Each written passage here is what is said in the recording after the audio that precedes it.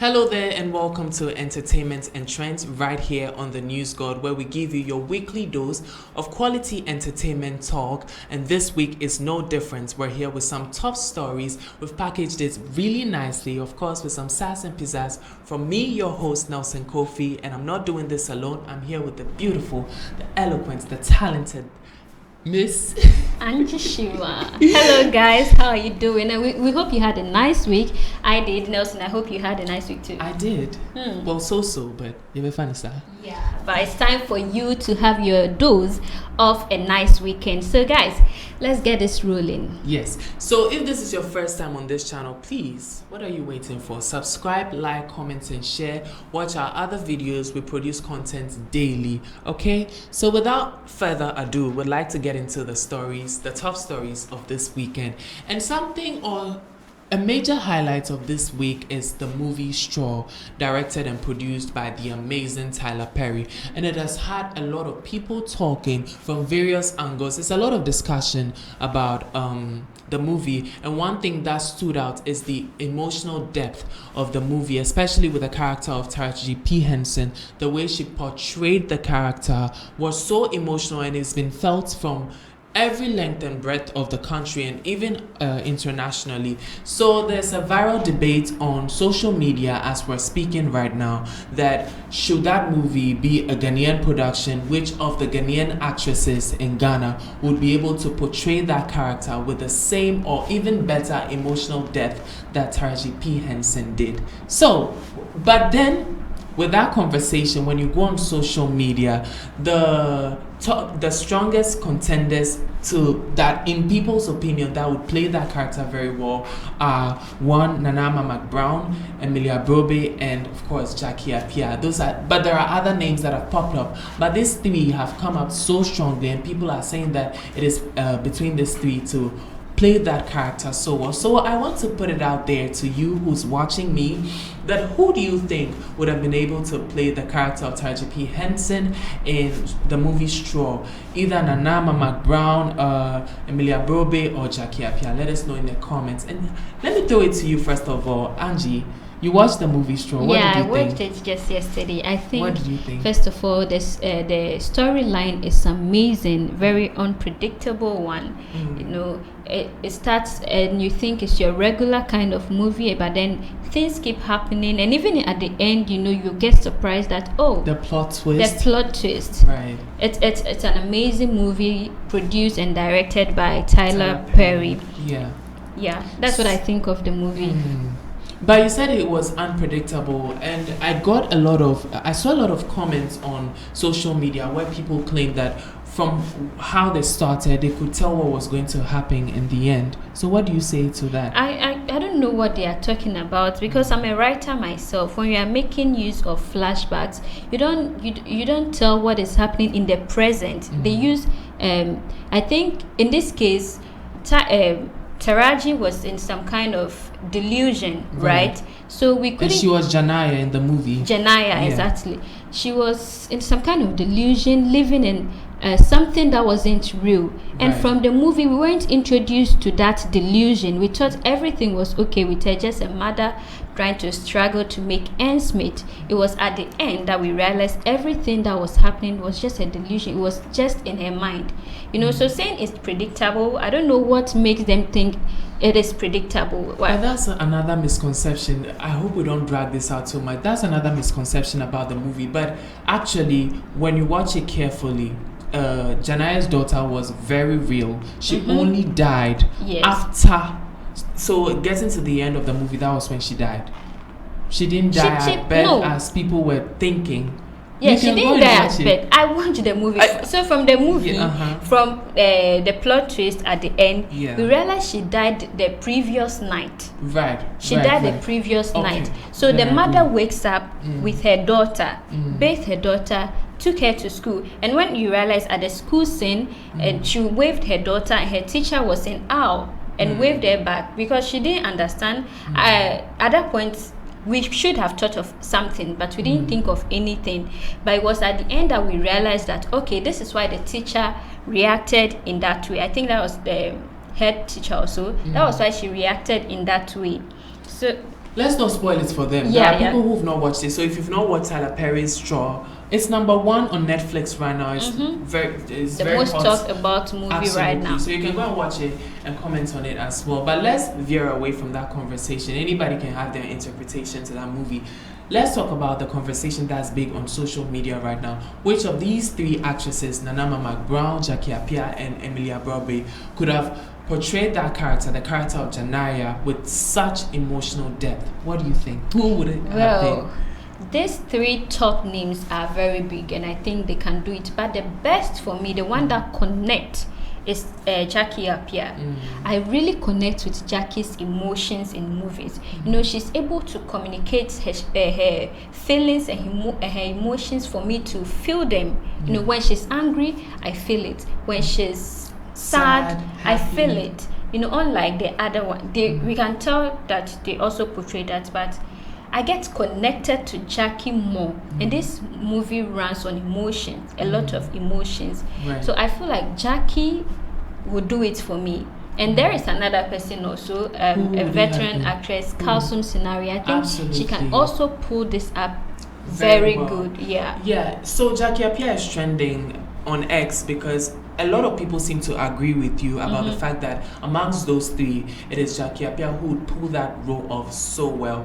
But don't you also think that, of course, it probably is because a lot of people just love Jackie Appiah so much. When you go on social media, amongst these 3 actresses, she is the most followed. So you can tell that people just generally have a lot of love for her. So probably she's talented, no doubt, but somebody more talented could have pulled this off so well that is probably not recognized, but because Jackie Appiah is so loved and so well known, people just think, oh, she would be the better McBrown fit. is equally loved too. Who doesn't like McBrown in Ghana? Right. A lot of people like her. People love her, from fellow actors, everyone likes McBrown. So if you are talking about the love, then I think it should go to her more than Jackie. Okay. You get, because McBrown is everywhere. She's with the influencers, she's with the celebrities, musicians, everywhere. In the media, she's there. But Jackie is just confined in her own business and the acting world,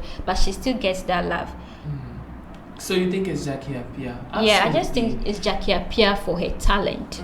So let's not just think about, so if you're about to type in your comments on who you think would be the better fit to play this role, don't just think about the crying. I think a lot of people would just assume that, oh, if it's about crying, let's give it to Emilia Broadway. Acting isn't just about the crying. Like, first of all, the delivery of lines, that there's a technical aspect of acting which people seem to be ignoring in this conversation. It isn't just about stepping in front of a camera and just crying. So we can all do that, but there's a technical aspect of acting that actresses or actors in general should be able to portray. So my little advice to you that making this judgment shouldn't be based off of who you think cries better on camera. You know, that reminds me of when the shade song Emilia Broadway, Martin is somehow. Right, exactly. So don't go and type Emilia Broadway because you think that she can cry. It's not just about the crying,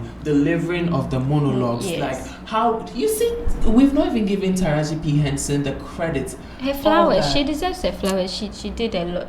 And you know she was ad-libbing a lot of the things. So you could tell that she had personally experienced a single motherhood phase, and she's just pouring emotions on camera. She understands the role very well. Yes. So we're talking about Straw. I think we've wrapped up. We've talked exhaustively on this, so we can move on to the next story. And this is actually very inspirational. Yes, and I wanted particularly to talk about this so that we can motivate somebody who's watching.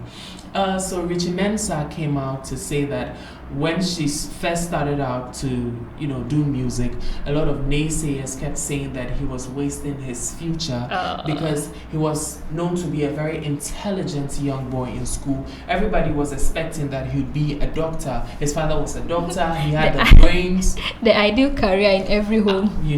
So people were just thinking, oh, right after school, this boy is going to be a doctor for us. And then after school at age 17, this boy wants to do music. So a lot of the people were telling and even attacking his mother that, why would you allow your son to do such a thing? But years down the line, Richie Mensah has produced some of the biggest artists we know here in Ghana, and has like, if arguably the most successful music record label in Ghana, that is Lynx Entertainment. So my thing is, I just want to put it out there to people that if you have something in mind that you're so passionate about and you love so much and you believe in your heart and in your guts, you should go for it. But what do you think, Angie? Well, I think we should allow people to explore, to understand themselves, and discover themselves, know what they want to do, and then go for it. It is right to direct people, but then if they have passion, everybody has talent, something that God has given them that they can. Gift. I like to call it gift. It's a gift. Yeah. God gave it to them. It is with them, born with them naturally. You can't take it from them, and most of those things are what make people successful, make them thrive. Look at these actors and actresses. It is a God-given talent, and they are making wealth off of it, right? So I don't think it is very right for people to be saying that music and everything entertainment, the creative industry, Well, yeah, and talking about Richie Mensah, he's coming out with a book that he calls Yes, It Is Your Fault. So simply, he's saying that everything in life or everything that is happening to you, probably your failures, you not being able to be where you are is your fault because you didn't take advantage of the opportunities that came to you. Basically, when you read the title that's Yes, It's Your Fault, it seems to be like a very sharp awakening, like a wake-up call that, it's your fault. This is nobody's fault. You're always blaming somebody else for your problems or your troubles, but it's actually your fault. What did you learn from the failures? What did you learn from the past mistakes? So it is your fault. You can't blame anybody. And that is something that I've taken so much that it's like, don't blame anything. Don't blame the situation. Don't blame the circumstances. You have the lemons. What are you making it out of it? Lemonade. So go and do that. Like they say, the same hot water that hardens the egg softens the potato. So it is how you deal with the situation. It's how you make good use of the time and opportunities that are offered to you. And talking about this, Richie, he has made it in the music industry. He has had hits as a musician himself and as a manager and a producer right now. We can talk of Yaro. He actually said that he wrote Yaro to shame all those who... Yes. One line says... that's they say Yaro, but they can't contest the Yaro. Oh, Charlie. So these are some of the throwback hits. Yeah, he has had a lot of big hits and collaborations. And he's the brain behind some of the biggest artists today. Can we name some of them? Miss V, GH, Dope Nation, right? Easy, DSL, Asem, DSL. They are all under him. Right. And there was this guy. Oh, he's even gone now. But when I remember his name, there have been a lot of talent. And EL? Is it EL you're thinking of? Is it Ziggy? No, not Ziggy. But there was one guy under him. He also had one hit, and then he had with Miss V also, and I didn't hear of him again. But everyone that has passed through Richie, has never stayed down. Yeah, they all are big names in the industry. We know them, even if you say that they are not having hit songs nowadays. The Richie has made sure that they have some sort of pedigree in the music industry. That when you mention their names, we still know that they're still in our face, and we appreciate them. Yeah.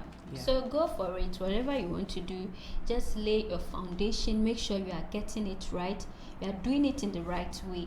And in the end, you shall be successful. Amen. Is it a guarantee that when you work extremely hard, you'll be successful? I believe so. I believe so. God will not let you sweat and put you to shame. But, I believe in faith and proclaiming or manifesting things. But sometimes the reality is you could work so hard and be consistent, and the results will not be what you want. Yeah, it happens though, but in a lot of cases, people still thrive. There's one man who became successful at 40, another at 60, some in their 70s. Right. when it's your time, nothing can stop you. So keep the grind up and keep working till you're 80, 90, 100. Okay. Now the next story is a rather emotional one for me. Okay, not really emotional, but Kwabena is telling us that prayer was the key to a very hard time that he was going through. So a series of depressive episodes that he was going through. And then it brings me to the question, why is it that some of these creatives always have one line or one story to come out to say that, I was going through depression?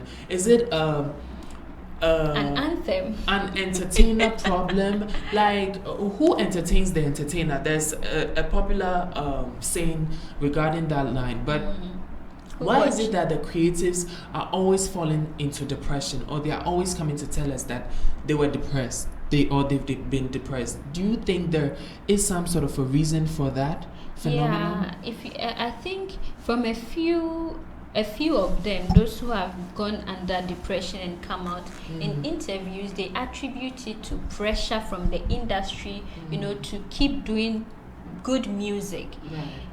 Let's say you drop your first album or your first song and it's so successful, then people are anticipating a next one. It should also be as big and successful as the first one. So there will be pressure on you.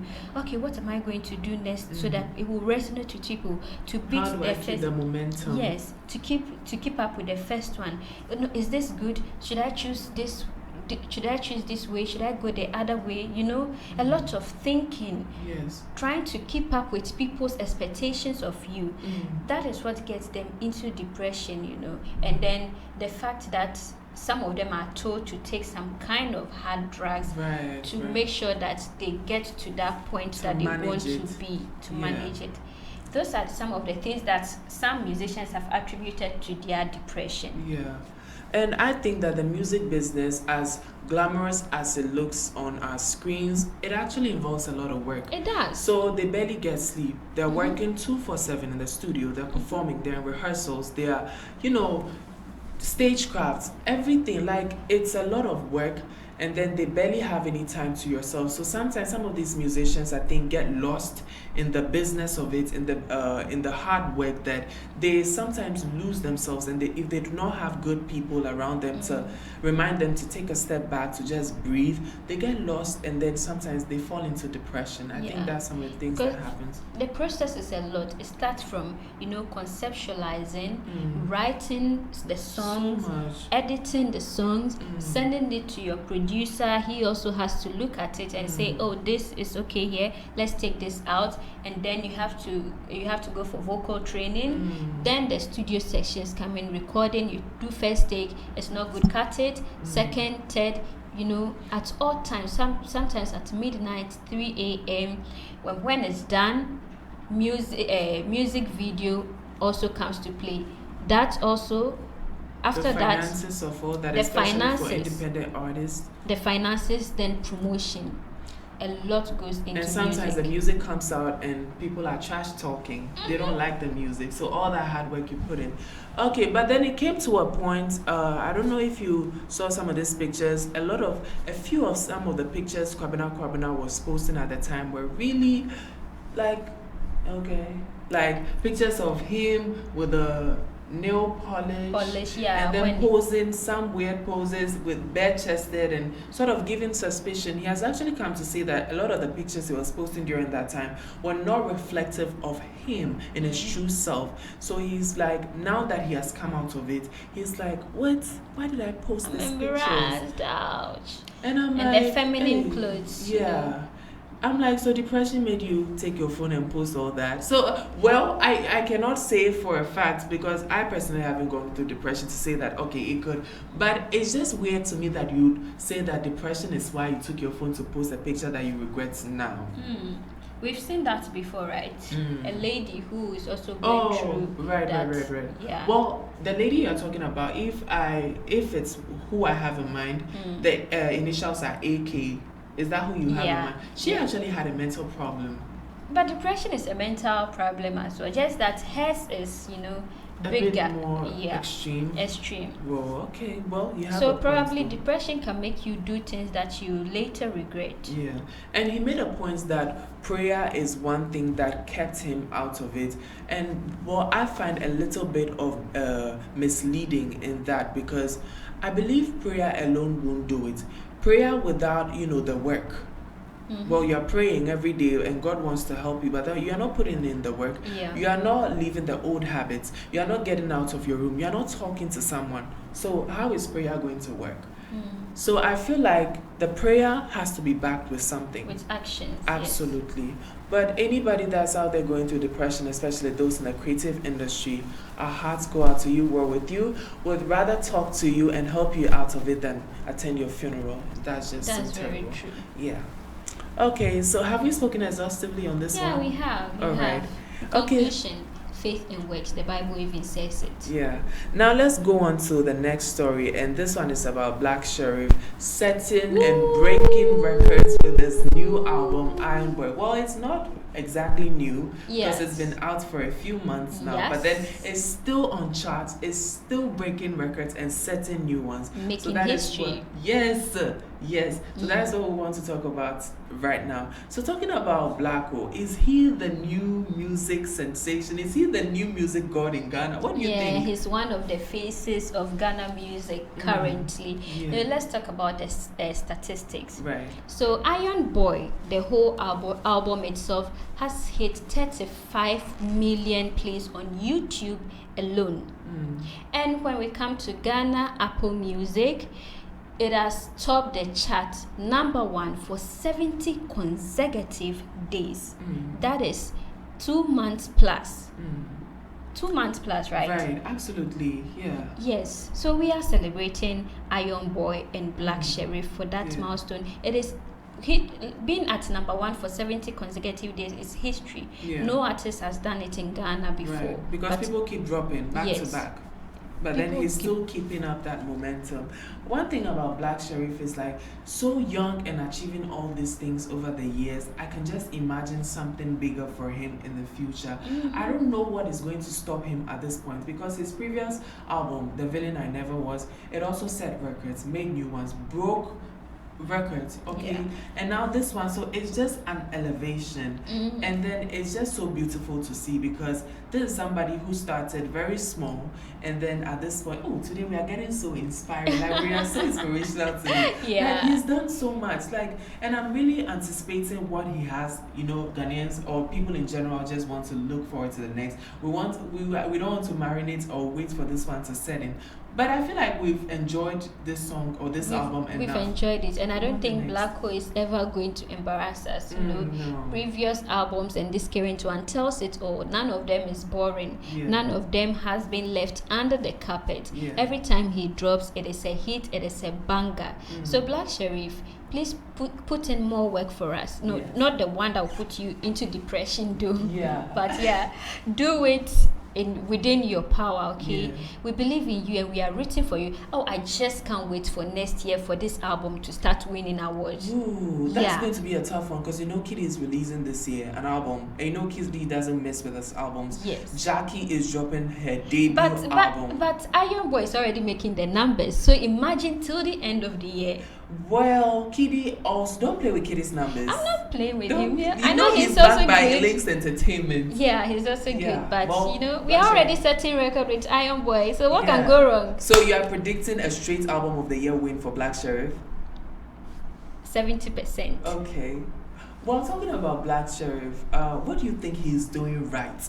Because a lot of people are dropping good music, releasing good visuals, like promoting, but they don't seem to be getting the same level of attention and commercial success that he is achieving. So it makes me wonder, aside from his record label, what is he doing right? I think Blacko has a message that everyone relates to. Charlie. Rosa. Keshi. Come on. Yes. Another one. Rosa. Keshi. Yes, ma'am. Okay. So I think Blacko has a story in every song of his that everyone relates to. When you listen to it, you can tell that, okay, yesterday I was in this, a year ago I was in this. It touches everyone. Nobody is left out. He's a healer. Problem day, better call Jesus. And like Kwabena said before, when he was in his depression, it was prayer. And Black Sherif is saying what? Problem day, better call Jesus. So who would relate to it? He's a prophet. So I think his messages, are very relatable. Right. His lyrics, his diction, sometimes and his voice. Hey, his voice. He's just an SHS so graduate too. Well, he attended UPSC. He attended UPSC. Yes. Oh, I didn't know about that. He attended UPSC. He's done with it. Yes, he's done with it. Okay, UPSC. but his Black Sherif is good. Well, I'm not sure if he and his promotion. I'm not sure if he completed UPSC. Maybe he dropped out. I'm not sure, but I know he attended UPSC at a point. Okay. Because there were videos flying around with lecturers disturbing him to take off his earrings, so stuff like that. Really? Yeah. Oh, I'm not privy to that information. Well, I just know him to be an SHS graduate, and then he keeps doing this good work. I'm like, wow. So you don't attribute intelligence or anything to your level of education. It is talent. Yeah. And what you bring out from it. Yeah. And Black Sherif does a lot. So well. With his talent, yeah. Whew. That just gives me the chills when you just remind me of the Problem Day Better Call Jesus song. But then, well, let's move on to the next thing that we want to talk about. And this right here is Music Spotlight, where we bring to you music that has been freshly released or is about to be released so that you can also go and enjoy. We share our thoughts and opinions about the song, and then if you relate with it, you can tell us in the comments. If you don't, you let us know in the comments what you think about it. So on today's segment of Music Spotlight right here on Entertainment and Trends, we're going to be putting the spotlight on Violence by Sarkodie featuring Kweku Smoke. Did you listen to the song? I listened to it this very morning. What did you think about it? Well, I think it's a good song, although but it is not my style. Playlist? It won't go to my playlist. Okay. My playlist is R&B. Okay. Yeah, and high life. Okay. But I think it's a good song. Although it's not my style, I listened to it 3 times. I was able to listen to it 3 times. So I would say it is very good. I like the fusion between Smoke and then Sarkodie. It was a smooth blend between the two of them. Well, one thing you can never take away from Sarkodie is her ability to deliver the rap lines. He's the rap god at this point. Well, that's in my opinion. You probably have your own opinion, which we'd like to hear from you. You can share them in the comments below. But Sarkodie is always going to rap down. He's always going to steal your heart, like impress you with his raps. But I feel like at this point, the message is tired. That's just, in my opinion, it's the same generic message. Every day, in every rap. And I was listening, and almost a minute into the song, some profane words in it. I understand it's part of rap culture, but somebody who's not so into rap music, when I heard that, I'm like, okay, I can't do this anymore. So I tuned out. So I wouldn't even say that I listened to it completely, but I appreciate what he does for rap and Ghanaian music. But maybe this song is not for me because I am a diehard fan of Sarkodie. But then this song in particular is just not my thing. And it's okay for you. Oh no. Oh well. I think it's good. If you ask me, I can just say it's good. Okay. So go check it out. Yeah, and let us know in the comments what you think about Violence by Sarkodie. Yeah, and it's trending. It's trending. And it's doing so well. The visuals are stunning, by the way. I like when Kweku Smoke came in with the chorus. Sarkodie was seated at, I think, a platform, and then Smoke came out from somewhere and then with the chorus. I like that. I like that so much. Big ups to the director for that particular fusion.